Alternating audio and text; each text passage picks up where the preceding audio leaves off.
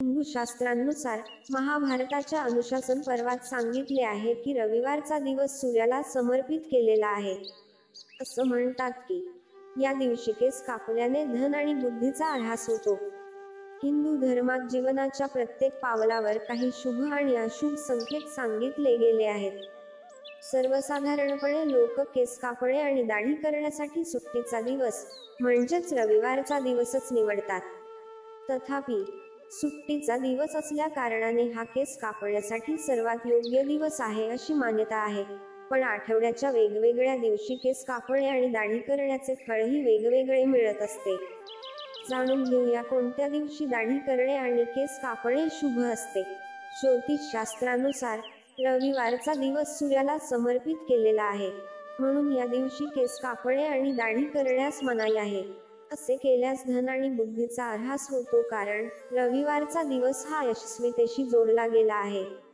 म्हणून या दिवशी एखादे शुभ कार्य केल्याने अपयशच पदरी पडते। सोबतच खूपदा प्रयत्न केल्यानंतरही कामात यश मिळतच नाही। अशातच व्यक्तीचा आत्मविश्वास कमकुवत होऊ लागतो। सोमवारच्या दिवशी केस कापल्याने व्यक्ती नेहमी तणावाखाली वावरतो आणि याचे वाईट परिणाम आरोग्यावरही दिसून येतात। यामुळेच या दिवशी केस कापणे, दाढी करणे टाळावे। याचाच अर्थ असा की या दिवशी आपण दाढी केली, केस कापले तर मानसिक आणि शारीरिक अशा दोन्ही विकारांचा सामना करावा लागण्याची शक्यता असते। मंगळवारच्या दिवशी केस कापल्याने आयुष्य कमी होते, याला अकाली मृत्यूचे कारण मानले गेले आहे।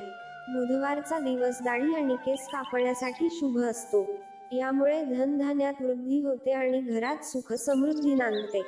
जर आपल्याला वाटतं की माता लक्ष्मीची कृपा सदैव आपल्यावर तशीच राहावी, तर या दिवशी केस आणि दाढी करावी। गुरुवारचा दिवस परमेश्वर विष्णूला समर्पित केला आहे।